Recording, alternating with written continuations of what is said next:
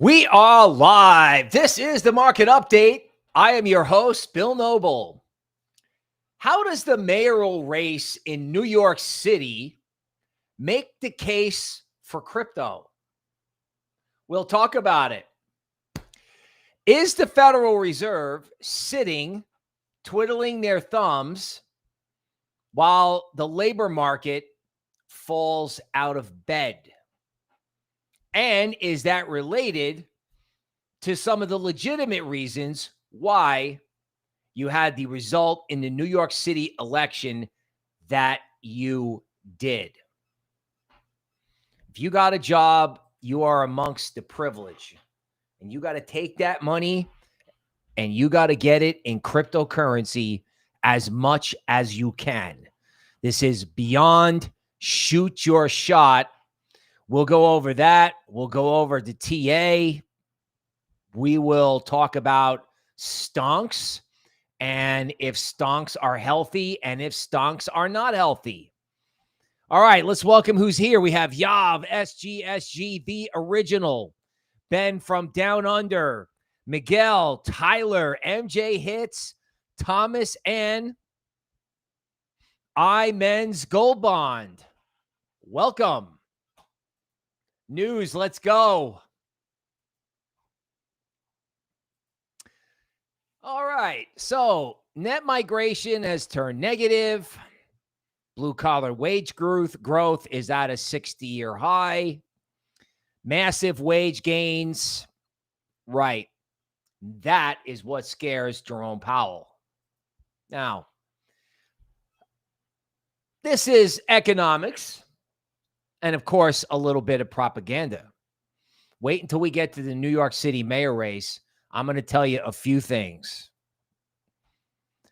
Now, in stocks, we have a little sentiment lesson. Be very careful of victory laps. So the guy that did the big short, did sell on January of 2023. Very much like what happened when Alan Greenspan did the market is running on irrational exuberance sometime maybe in like 1997 or 1998. Market went straight up for 2 years. And of course, it topped and it was completely ugly. But there's nothing like someone saying, oh my God, it's so irrational and bearish, to have it go straight up. However, when you start making fun of these people publicly, it can be a contrarian signal. No victory laps. Meanwhile, Wall Street is like, maybe this has gotten a little bit ridiculous. Maybe it's ridiculous. Maybe stocks make a new high. They're at the premium zone on the Lux Algo chart, and there's a whole bunch of reasons to get the heck out of this and get the heck into crypto, right? You get a dip in crypto on this in July, got to take advantage. But there are problems in legacy, really. Fed moves to relax capital rule for big banks to support the treasury market. There's no bid in bonds. So we'll let you keep less money around in case of a problem, because there won't be a problem. UBS. Mm-hmm. Good, there won't be a problem. So, but Uncle Sugar needs the money. Uncle Sugar needs banks to buy bonds, and of course, the Fed, Intel, thousands, right? These tech companies.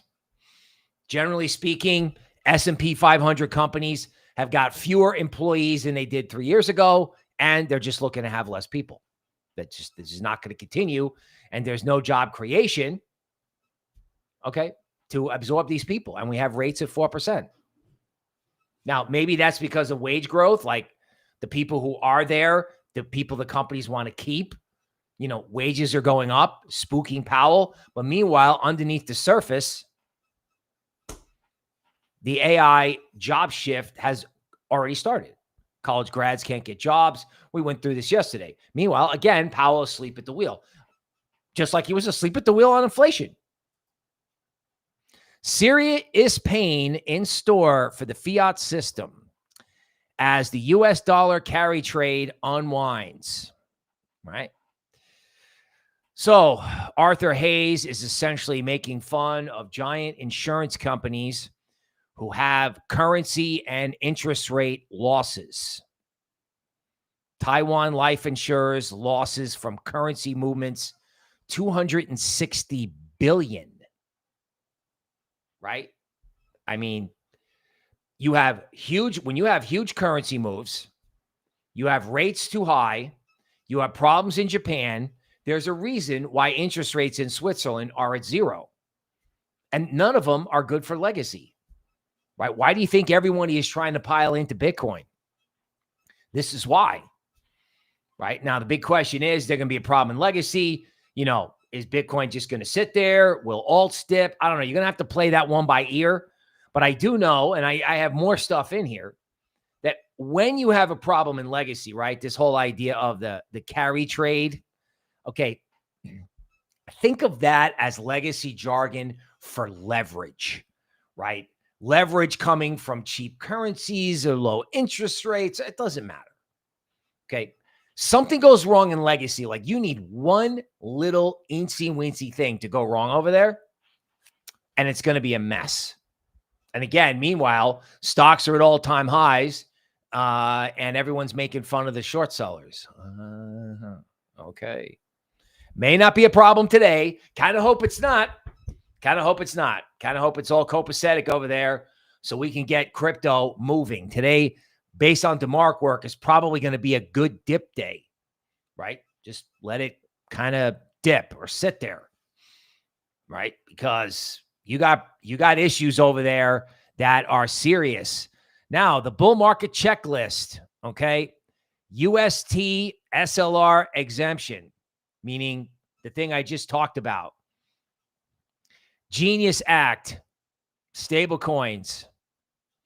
And in reality, Trump and everybody in the Middle East is pretending like the conflict is finished. So you should too. I think I said exactly that yesterday. He must watch the show. All-time highs next. Perfect, right? You got enough of a problem in legacy that people want to buy Bitcoin without a crash in legacy. That's essentially what Arthur Hayes is telling you. With all kinds of capital flooding into the system. I mean, there's no way with what's going on in the labor market, you're not going to see QE from the Fed in the next 18 months. Now, I realize 18 months for a crypto person might as well be, 20 years. But this is going to happen.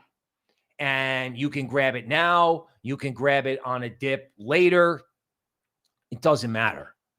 Based on what's going on in New York City, which we will go into now, you have to own it.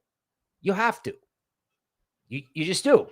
I mean, you want to own it. We'll talk about AI and DeFi. I actually figured out, thanks to the Eagle King, how to get Lunar Crush going to look at single coins. Now, so in New York City, like California, whoever wins the Democratic or blue or left party's nomination generally wins the election, right? There is no such thing as a Republican in California or New York who can compete, generally speaking. So whoever wins the left or Democrat nomination is assumed that they're going to win the election. So you have the current mayor who presided over the city being completely unsafe, and he loses what they call a shocker. Polymarket predicted it, but it was a shocker that this individual is now mayor. And the hyperbole has begun.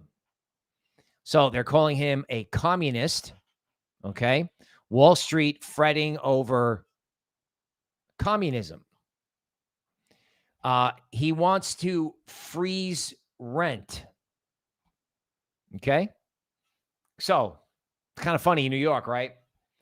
They let massive amounts of people into the city. Then all of a sudden they've got to find housing and rents go up. Rents go up, right? It's unbelievable. It's unbelievable. Let me say. Breaking news from Polymarket. Okay. Right. So I guess whoever was supposed to win didn't. That's the purple line. Right. So actually Polymarket didn't have it right. Right. It's like the one guy had a 70% chance of winning. And now this other guy that had 9% now has 80%. Okay. So the point I'm trying to make is it was a huge shock. Okay. The orange man is losing his mind. Now, hopefully I've got you enticed as to why. Why? Socialists set to take over New York City. REITs, real estate, right? Rents falling out of bed. Now, let's take a brief moment to review why you need cryptocurrency, decentralization, and privacy. Period. So this individual in New York, one of the things that I saw he ran on was that he wants to have city-owned food stores that they don't pay rent, they don't pay taxes, and what they do is they essentially have groceries, produce in particular, I think he said, where they're going to sell this stuff to the public, subsidized food effectively, right? Now, the reason that that's necessary is that 40% of the people in New York City were not born there. We're not talking about second or third generation immigrants. We're saying 40% of the people in New York City are not born here. Interesting, right? So this guy is against ice, baby. He wants rents capped. He wants free food or, associated things like that. And everyone's losing their mind. And he doesn't believe in a national political agenda at all, right? He thinks they can disobey federal law if they want. Just facts, right? Right? Not a big fan of a certain country in the Middle East. People are freaking out. Now, how did that happen? How did it happen? Well, you have an inflation-induced depression. That's right. You go to Wikipedia. I'm going to spare you. You go to Wikipedia and you look up Great Depression bread lines. In the Great Depression, people waited in line to get bread as charity. That is what is happening in New York City. So everyone is talking about how the guy's like, oh God, there's all this rhetoric about he's a communist and all that stuff. But what's really going on is that poor people, whether they're from here or they're not from here, can't get their basic necessities met in a place like New York City. So how can interest rates be at 4%? Then you got one guy going, oh yeah, wages are way up. Yeah, if you have a job. Everyone else is waiting in a bread line. Do you know what I'm saying? I mean, like this has got to sink in. Like, oh my God, he's a communist. Well, how did he get there? Well, they elected him. They elected him. You got to really think about this. And you know what it makes me want to do? Even though, it's not trading well right now, it makes me want to get a privacy like storefront right at the corner of Broad and Wall. It's like, hey, do you need privacy? Because you know what's next, right? When you have guys like this, they go in right into your bank account.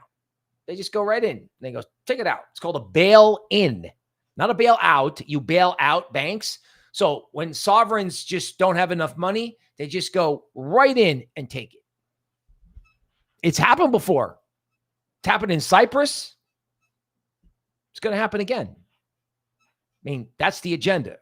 So, I want to be standing there, my little antivirus booth when everybody needs to figure out how to get some Solana and get some privacy.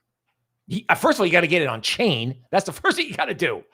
Let's get on chain. And then you're going to need some form of privacy because it's insane. right? It's insane what they can do. And everybody thinks that everybody's going to like flock to Palm Beach. You know, Bloomberg, which is on the left, is already saying that's not going to happen. You can run, but you can't hide. I mean, Jim Bianco, the guy that helped me get my first job, is like, it appears New York City is looking to do something crazy. And as a guy that lives in Chicago, I can attest to how painful this will be. Right? It's just like, you know, the solutions to these problems, historically, if you read any economic textbook, they don't work. So what does work? Cryptocurrency. Okay, here's John McAfee. I can't even show what's down here because he's telling you they're eating your data for breakfast, lunch, and dinner. They are. Okay, and I know no one wants to talk about this, but I want to talk about AI and DeFi, which is perhaps where this is going, right? Janice says it's very, share the screen. Oh my God. Janice says it's very, very sad that everyone has forgotten John. And actually, we haven't forgotten him. We've brought him back just in time for the New York City mayor. India is considering establishing a Bitcoin strategic reserve. These guys have been anti-crypto. Like, this is really the last country to give up the hardcore anti-crypto strategy. Now, when I saw this, I was like, you know what? Not only are we witnessing a stealth depression or a psychological recession, but we're also having a psychological dollar collapse.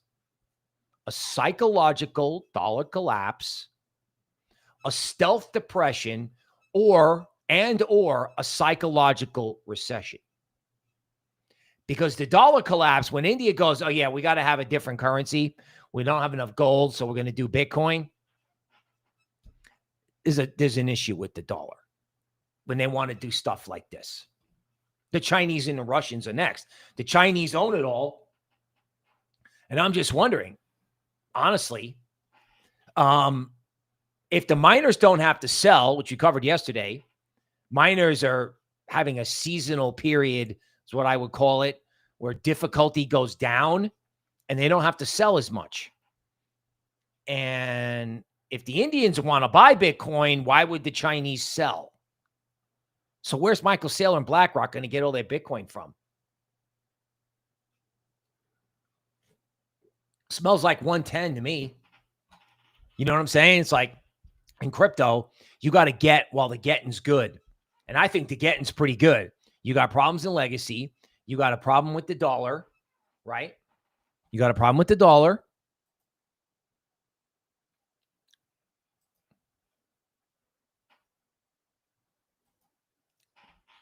Okay. Fannie and Freddie Mac will now allow buyers to secure mortgages with crypto. Just bought my first house with Fartcoin. Now, there's also a point to this that actually fits in with what I'm talking about. This makes it a little easier. Crypto has become collateral. This is a very, very important distinction. Now, of course, when people get hyper levered, they get smoked. Okay. So on one hand, from a sentiment point of view, this is a little scary, but crypto and Bitcoin and Ethereum as collateral reflects the extent of the change in attitude and will also help individuals FOMO in when they see this type of stuff, right? You know, the orange man would have like, oh, let's have a White House crypto conference. You're like, what the heck is that doing? He's not announcing anything. It gives the general public confidence in the ecosystem. It's very important. Everyone's chasing the AI crypto hype, but most projects are just wrapping large language models around old code and calling it innovation. The real revolution: AI agents as on-chain actors.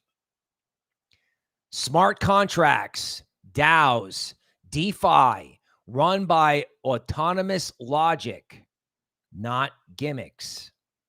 Miners pivot to AI. Bitcoin mining stocks, which I believe you've heard me talk about. And voila, thanks to the Eagle King, DeFi AI or DeFi, I don't know how to pronounce it right. DeFi AI is now a sector on Lunar Crush. Look at that. Right. And who knew? Pal, right? Big fan of Pal.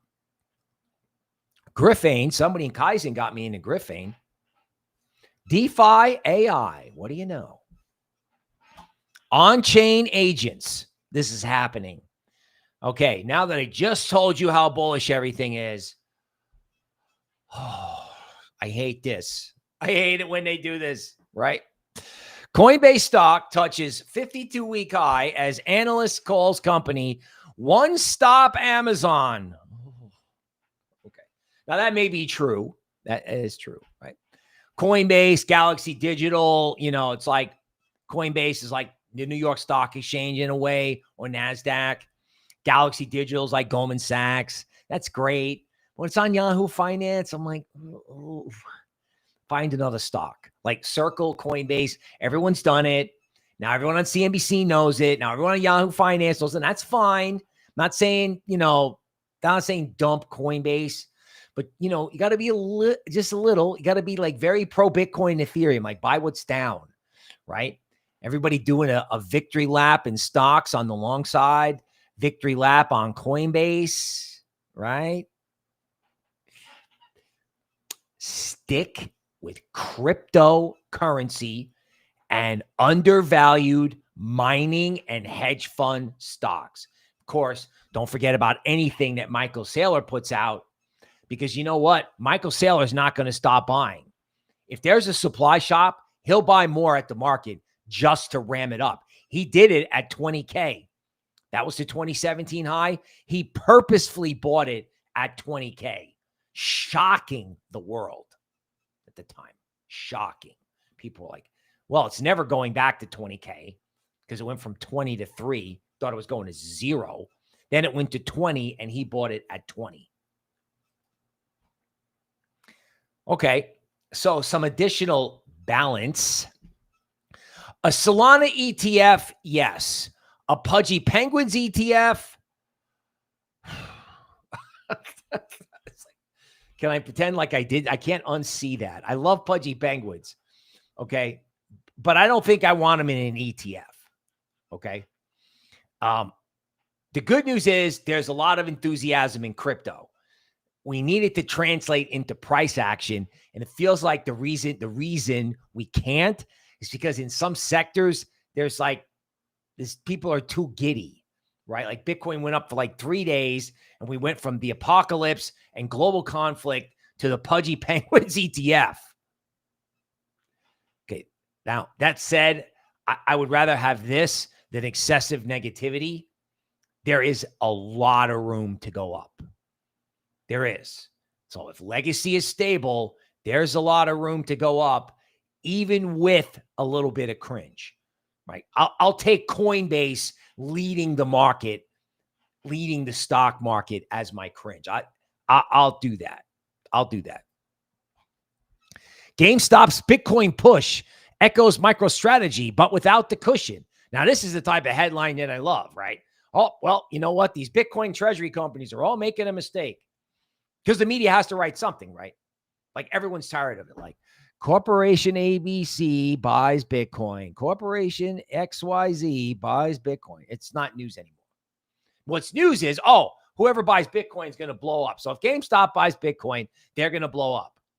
No, if GameStop buys Bitcoin and Bitcoin goes up and they turn their storefront into games in Bitcoin for retail, the people who are short this stock will get destroyed, and people holding GameStop's stock could get a lot of value. And I like the fact that everyone's making fun of them. That, ladies and gentlemen, is bullish. All right. And I think this actually, makes a good point. So you have NVIDIA at an all-time high, and this can trigger a rally in ETH. He must watch the show. Right? Not going all in, waiting for mid-July. Okay, whatever. right? But, after this is going to be the crypto rally that I've always wanted. And I think you can, if you have a position, you just hold on to your position. It's not investment advice. And if they give you a dip because of something that happens in stonks, great. Stonks make a new high, great. Timing the market is good. Time in the market is better because you never know when it's just going to go, right? You never know. Now, I know you don't want to hear this because it's 6 months away, but 2026 is going to be an epic freaking year. Epic, right? You're going to have debt problems. You're going to have currency problems. You're going to have these legacy waves, and it's going to become so obvious that the FOMO into crypto is going to be epic. I think it's starting now with Bitcoin Cash. I just hate it. I want Bitcoin Cash to break the curse, right? Because every time that thing goes up 20%, the market like convulses lower. But they're already discovering green Bitcoin. How long is it going to take before Solana and ETH and all these and XRP all follow? And then the politicians are going to follow in 2026 for the midterm elections, right? It's going to be the race to get the crypto bros. So you're going to have everything trading in an ETF. You're going to have every law. You're going to have every bank doing it. You're going to have everybody wanting that crypto vote, because if you don't have the crypto vote, you know what you get? You know what you get, right? You know what you get? You get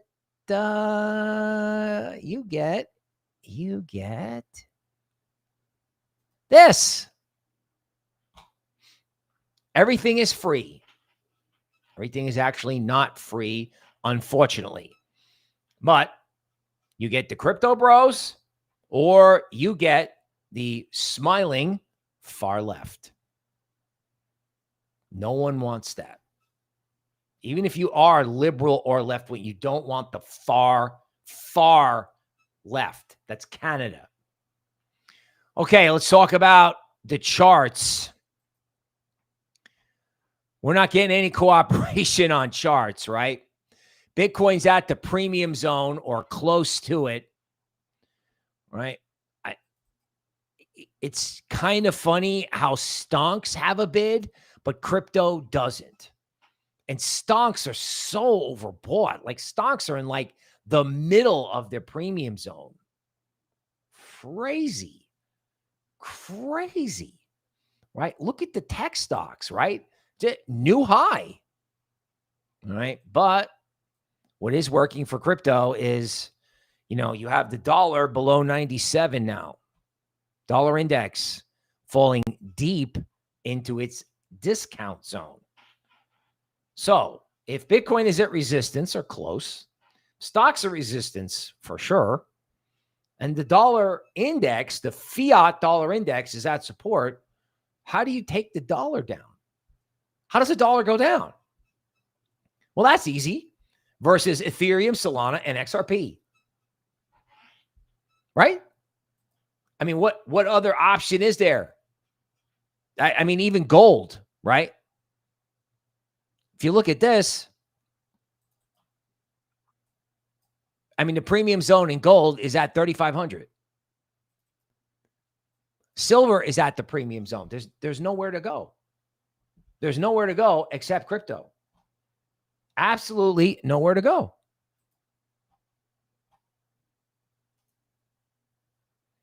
Breaking news from the Eagle King. Let me see what I got here. Did I do this already?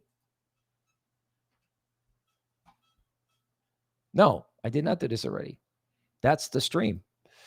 All right. Let's go to DeMark. Okay, so on Bitcoin, with the way this DeMark work goes, when you're in the middle of a trend, you start 1, 2, 3. Number 4 is the dip day. So today is your dip day if you're looking for 110 or a new all-time high, right? I just kind of prefer ETH. The 3 or the 4 is the dip day. And I'm betting that this can actually do a lot better, right? In other words, they're scaring you out, right? They reverse it. Oh, it's down. Oh, it was up. Now it's down. London buys it every single day. London comes in and is like, I got to buy crypto every single day. They buy it. I don't know if it's some kind of trick where like the New York algos buy it and then drop it. I don't know. But they buy it in London every single day. And then it goes down. And everyone gets scared. And they flush you out. Because they just demonstrated like there's no other asset that has room to go up that can reflect a falling dollar, right? Like $1 invested in stock is better than $1 in the bank. Gold, silver, okay. Ethereum, Solana, and XRP are what's left, right? And, this will work right up until there's a problem with stonks. And if there's no problem with stonks, woo, see ya. It's almost like, I don't know, you grab it, you put the stop in, and you just go, okay, if they get me, they get me. But if they don't get me, it's that simple, I think. I think it's that simple. Okay. Now I realize, sometimes you got to talk about geopolitics. Having fun with the orange man is great, at least from a commentary point of view. But this thing in New York City is a shot heard around the world, and it's also obvious. You cannot have inflation and high interest rates and insane food prices and not expect that to result in a massive change in the political landscape, especially since the orange man, I don't know, hasn't delivered anything, right? They can't get no tax on tips. They can't get no tax on overtime. They can't get any of this stuff through Congress. So what could that mean? Well, it could mean a shift to the far left, like universal basic income, wealth redistribution. Yeah, I know. No one wants to talk about it. You got to talk about it, right? If you can buy a house with fart coin, you can talk about it because crypto is the real deal. It's not only fun, it's necessary, which I say almost every single day, because every single day is a good day to say, don't get discouraged, stay in crypto. We will see you tomorrow.